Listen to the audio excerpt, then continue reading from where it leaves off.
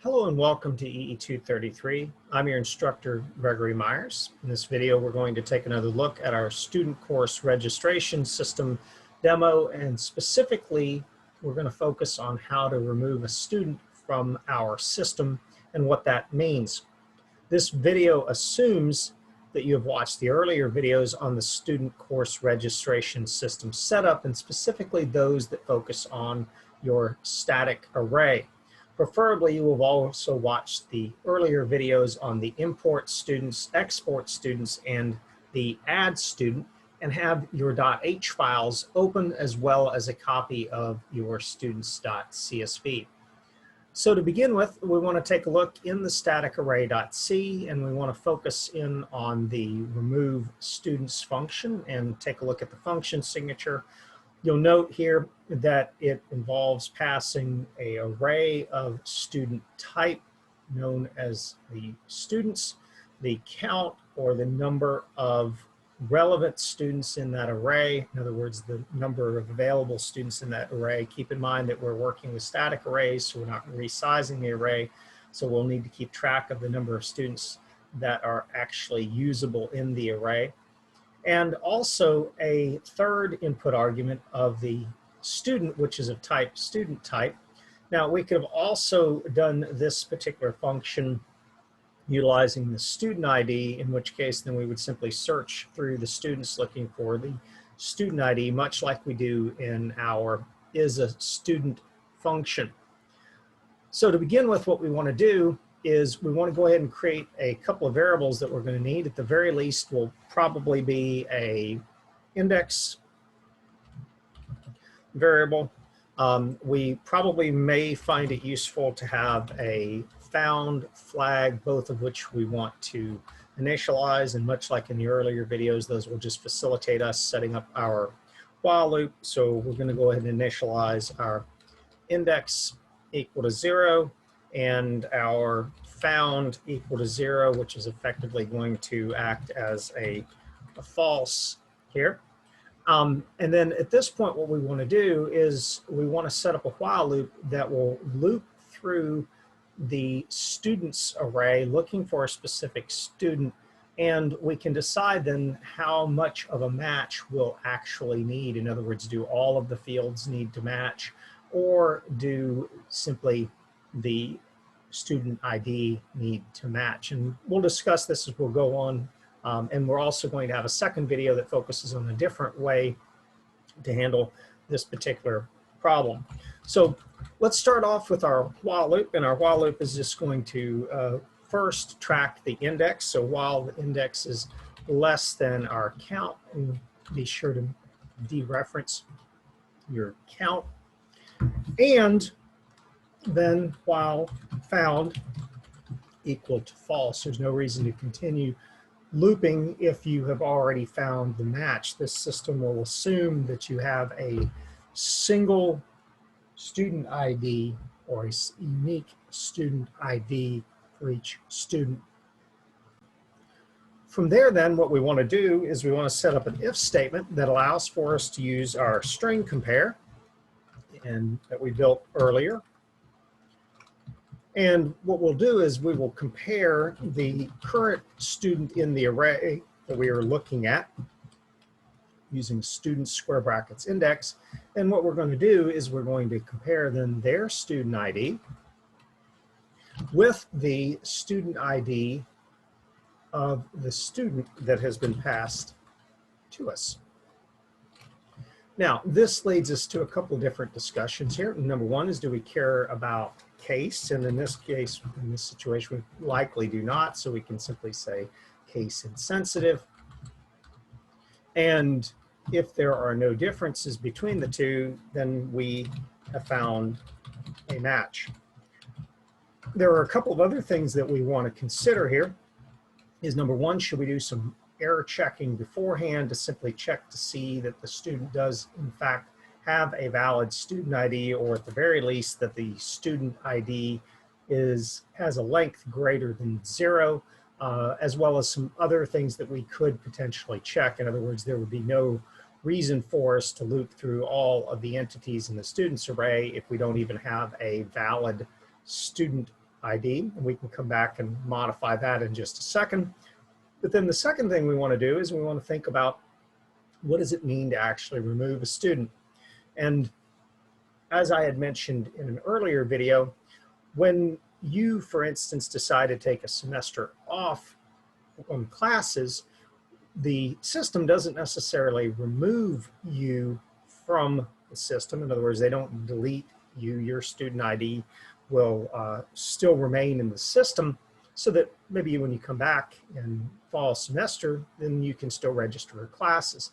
So essentially what it would do in this case is it will essentially archive you as a student. And what we'll do here is once we found a match, we're effectively going to go in and we are going to change the student status using one of our status enums, and we're just going to simply switch that student to inactive. Now, as I mentioned, we're going to take another look at this in a second video of an alternate way to go about doing this. But in this particular example, what we want to do is once we found the match, we simply want to modify then this particular student. So we'll say students, square brackets, and then we'll leverage the index. And what we'll do here is we will simply modify then the student status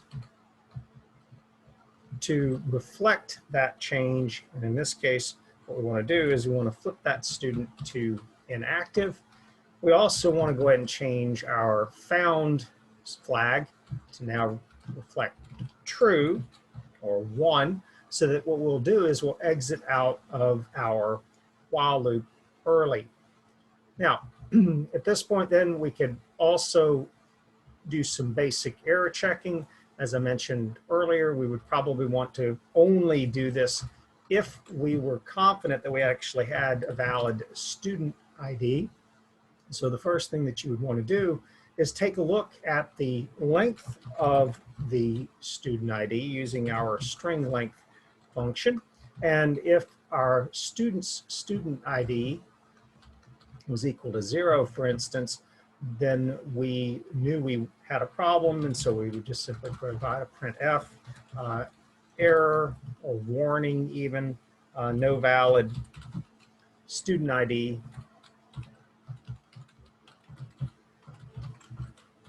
was provided. And then, of course, at this point then we would likely go ahead and change our results to exit failure.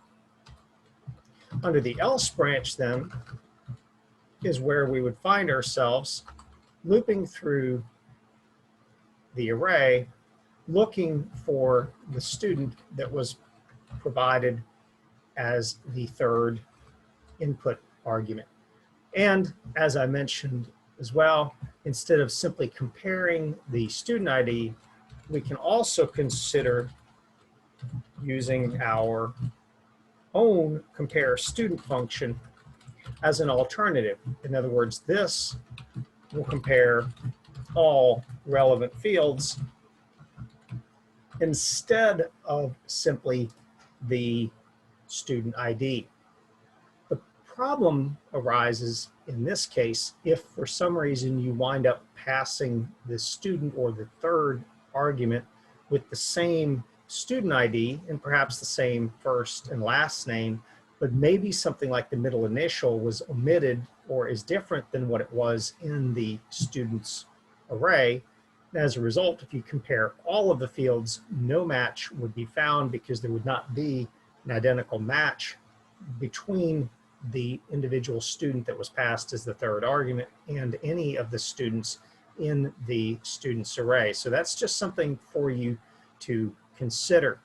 At this point though, we have our remove student function working, and what we want to do now is we want to update our CSV file that holds our students. And since we haven't in this particular case changed the count, we'll leave that alone, and once again we'll look at that in another video. So if you recall, this was our students.csv file from our earlier video. We had added a new user and we had made them active, as well as changing the enum for the first user based on the G. Myers student ID. What we'd like to do is something similar to the testing that we did in the add student video. So we'll go ahead and build this, make sure that we don't have any errors. And we'll come over here to our driver. We'll look for the particular switch that focuses on the remove.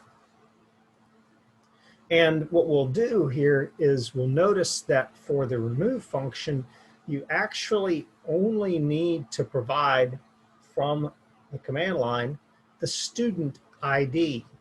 So in other words, we won't have all of the information to create a student without first searching for the student. So we're actually going to get to test two functions here as opposed to simply just testing our remove.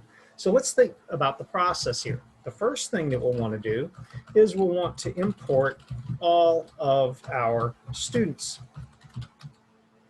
The second thing we will want to do is we will want to find a match for our student ID. The third thing that we want to do then is to attempt to remove that student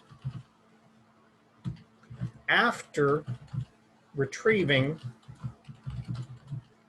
the student using the student ID. And this is an important critical step here. This is the part that's going to take a little bit of effort for us. And so what we want to do first is we want to make sure that we have enough temporary variables or enough variables already set up. I prefer to group all of our variables at the top of main. You'll notice that we have a way of capturing the student ID.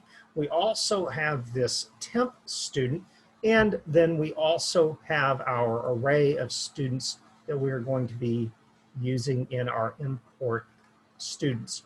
The last thing that we then want to do after attempting to remove this student is we need to demonstrate that we've actually accomplished something, and that will be that we export the students first to a students new.csv because we don't want to accidentally overwrite our existing students until we're sure that our function works correctly. But then ultimately, we're going to change that to our students.csv so we have a single file with which to pull from and update.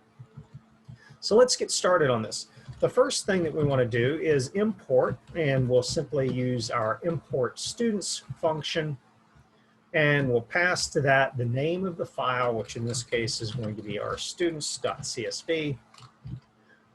We will pass to it the entire students array, and then by reference, we will pass our count. Now, at this point, you probably want to be careful about the results values. In other words, there's no reason to proceed if we were unable to import our students. And we'll utilize that in just a second.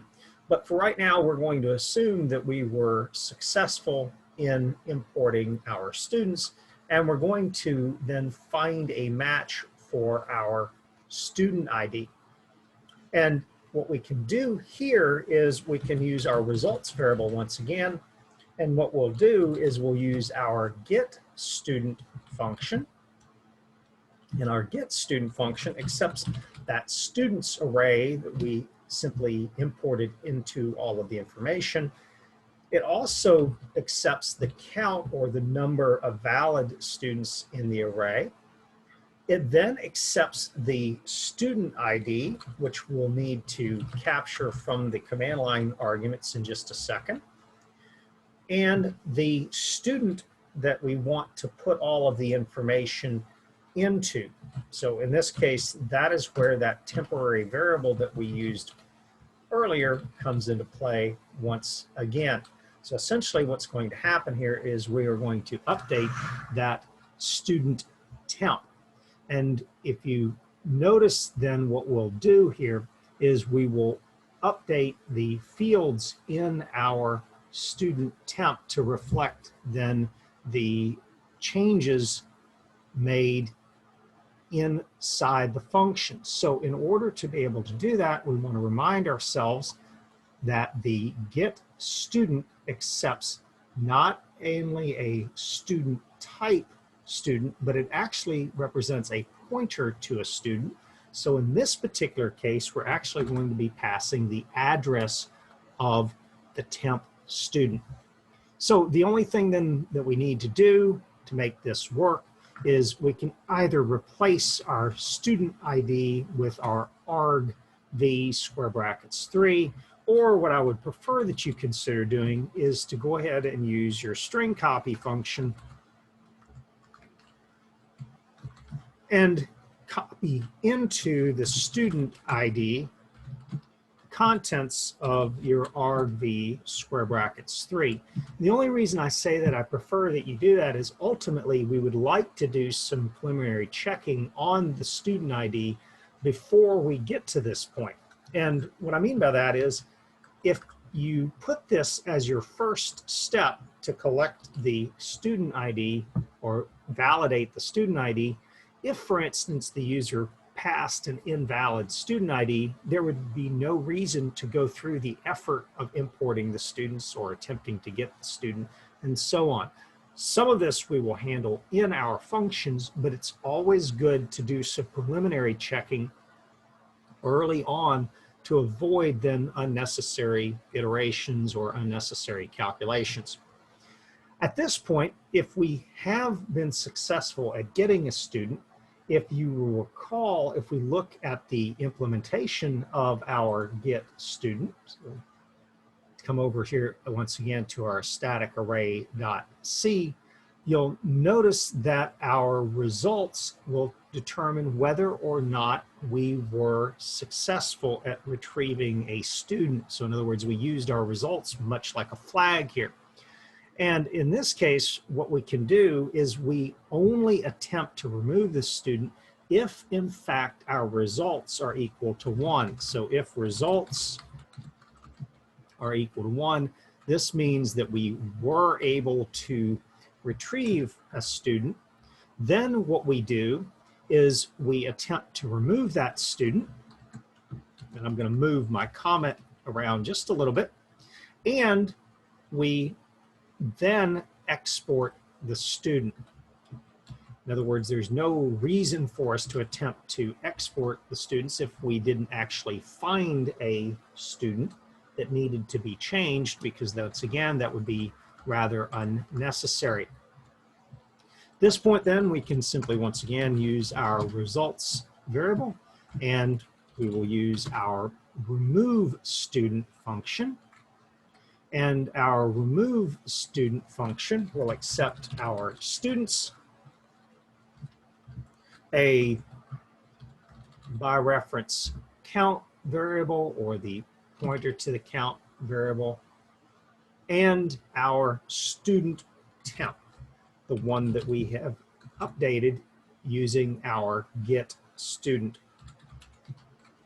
And then the last step is very similar to the add student that we did in an earlier video, and that is simply to say results are equal to export our students, and we simply passed it first the file name, and as we said earlier, we're going to temporarily use students new.csv just to make sure that we don't have any problems, and then the array of students as well as the count of valid students in that array. So at this point, we should be ready to build it. You actually get the opportunity to test 2 of our functions. So I would suspect that we probably have a little bit of debugging to do. And what I'm going to do here is I'm going to first run our remove switch without an additional argument, and you'll see that we should just simply see the help. And now what we want to do is see what happens when we pass to it a valid student ID. In this case, I'm going to use my student ID. And you'll see that it says that I have removed a student with ID G. Myers. We didn't really have many printf statements in here, so we don't really know what the results were. We would probably want to go back and add that. But what we can do is we can check to see if we have a updated students_new.csv. And I have to be honest with you, I'm actually a little bit disappointed that this worked, because sometimes it's good to get a little bit more debugging and troubleshooting in here.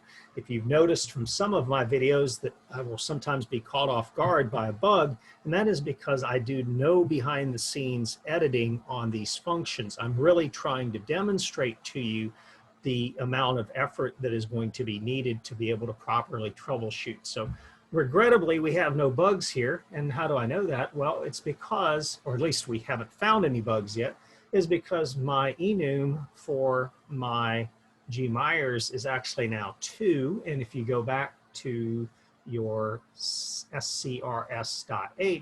that corresponds to inactive. So sadly, this particular example worked with no real troubleshooting. Now let's see if we can test our system a little bit more and see if we can find any bugs. We'll pass it a ID that does not actually exist. In other words, I'll make a typo of my particular ID here, and it says that we're removing a student with ID Myers, and you'll see that there are no changes to this file, and particularly what you'll see is that there is no change in the timestamp either. And that's good news, because that means that our logic worked. In other words, what we can do is we can come in here and we can see what those return values actually were. And what I'll do is I'll just copy from an earlier switch and simply print out the results at each one of the steps. And you can embellish this a little bit more to be able to properly determine then what each one of the results would be.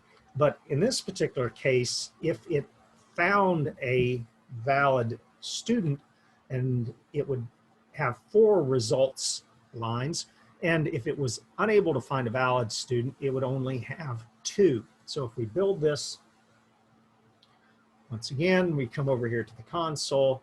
In this case, I'm going to once again use gmyers. You'll see that I actually have 4 results, and particularly this results equal to 1 indicate that they did find my student ID in the file. Whereas if I try to remove Myers, my results are equal to 0 for both. And in the second case, then that just simply means that the getStudent function did not find a match. So at this point, I think we're pretty much done with this particular switch, with the exception of now changing our file name back to students.csv. And remember, the whole purpose of that is we want to be importing and exporting to the same file, so that that way our system can maintain state. So if we build this one more time,